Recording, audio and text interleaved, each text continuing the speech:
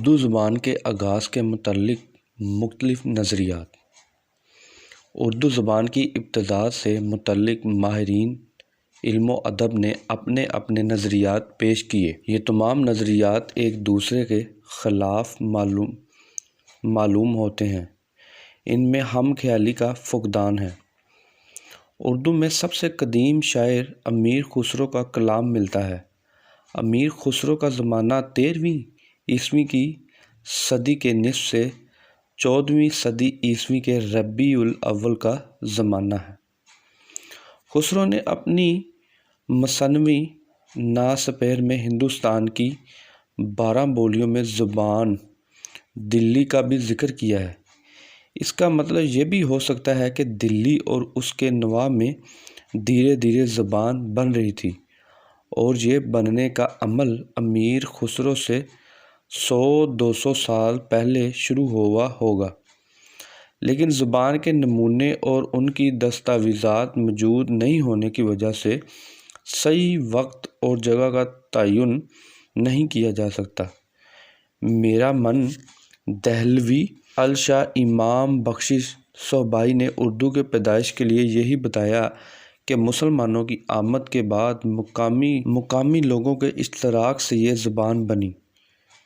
میر امن نے باغ و بہار میں اردو کے لیے یہ نظریہ دیا۔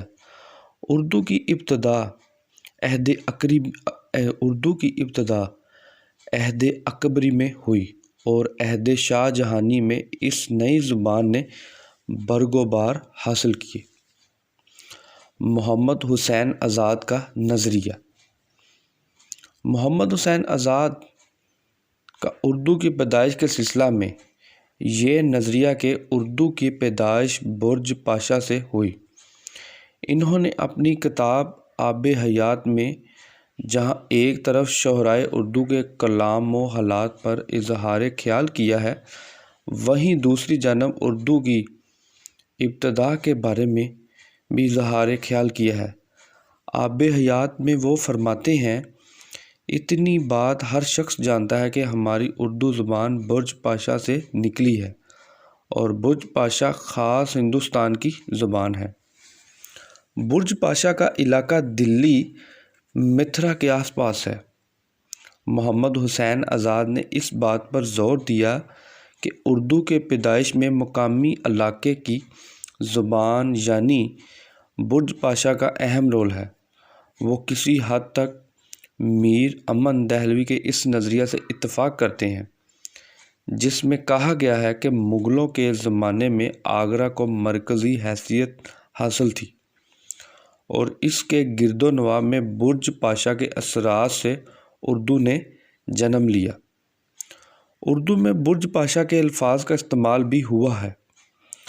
آزاد کے اس نظریہ کو ماہرین لسانیات نے مسترد کر دیا، کیونکہ اردو اور برج پاشا کے ضمائر اور افعال میں بہت فرق ہے۔ سید سلیمان ندوی کا نظریہ۔ اردو کی ابتدا میں سندھ میں ہوئی۔ سید سلیمان ندوی نے اپنی کتاب نقوش سلیمانی میں یہ دعویٰ کیا ہے کہ اردو کے ابتدائی نقوش مسلمانوں کے فرح سندھ کے بعد سے ملتے ہیں، اس لیے وہ اردو کے پیدائش سندھ کو قرار دیتے ہیں۔ تاریخی اور لسانی بنیادوں پر ثابت کرتے ہیں۔ اردو کے سرمایہ الفاظ میں عربی فارسی کے عناصر کی موجودگی ہے۔ مسلمان سب سے پہلے ساحلی علاقوں سے سندھ اور ملابار آئے۔ محمد بن قاسم نے 712 میں سندھ کو فتح کیا۔ اس سے پہلے بھی مسلمان کے قافلے تجارت کی غرض سے ہندوستان آتے تھے، اور ہرگز مسلمان یہاں آ کر بس گئے۔ انہوں نے سندھ میں اسلامی حکومت قائم کی۔ ان کی زبان عربی تھی۔ ہندوستانی زبان اور عربی زبان میں رابطہ ہوا، وہ ایک دوسرے کی زبان کا استعمال کرنے لگے۔ سید سلیمان ندوی نقوش سلیمانی میں اپنے نظریے کو اس طرح پیش کرتے ہیں، مسلمان سب سے پہلے سندھ میں پہنچے، اس لیے قرین و قیاس یہی ہے کہ جس کو ہم آج اردو کہتے ہیں، اس کا حوالہ اس وادی سندھ میں تیار ہوا ہوگا۔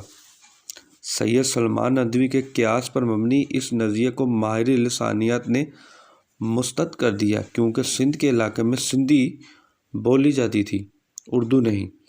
سندھی پر عربی کے اثرات ضرور پڑے، اس میں بہت سے الفاظ عربی کے ہیں، یہاں تک کہ سندھی کا رسم الخط بھی عربی زبان میں ہے۔ ہاشمی کا نظریہ۔ نصیر الدین ہاشمی نے اپنی کتاب دکن میں اردو میں سید سلمان ندوی کی رائے کو سامنے رکھتے ہوئے بتایا کہ فتح سندھ سے پہلے دکن کے علاقے میں عرب مسلمانوں کی آمد ہوئی، جن کا تعلق مقامی لوگوں سے ہوا، اس لیے اردو کی پیدائش دکن میں ہوئی۔ 15ویں صدی سے 17ویں صدی کے دوران دکن میں اردو کا بول بالا تھا۔ نصیر الدین ہاشمی کا نظریہ ہے، بعض علماء اردو کی پیدائش کا علاقہ سندھ کو بیان کرتے ہیں۔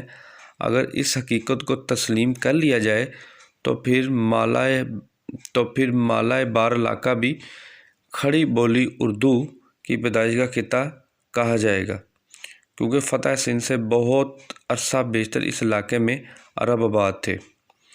نصیر الدین ہاشمی کا نظریہ تسلیم نہیں کیا گیا، کیونکہ دکن میں جو زبانیں بولی جاتی تھیں وہ ملیالم، تامل اور کنڑ تھیں۔ یہ زبانیں دوسرے لسانی خاندانی اور دراوڑی سے تعلق رکھتی تھیں، جبکہ اردو ہند آرائی زبان ہے، لہذا دکن کی زبانوں اور عربی کے اختلاط سے اردو کا وجود ہونا ناممکن ہے۔ کچھ ماہرین نے اردو کی پیدائش پنجاب سے بتائی، جہاں 10ویں اور 11ویں صدی عیسوی میں کافی مسلمان درہ خیبر کی طرف سے پنجاب میں آئے اور یہیں بس گئے۔ ان کا مقامی لوگوں سے میل جول ہوا، وہیں اردو پیدا ہوئی۔ پنجاب کے اثرات اردو میں آئے۔ پنڈت کیفی نے لاہور سے دلی تک قدیم زبان کو اردو کی پیدائش مانا۔ سنیتی کمار چٹرجی نے آرین این ہندی میں کیفی کی تائید کی۔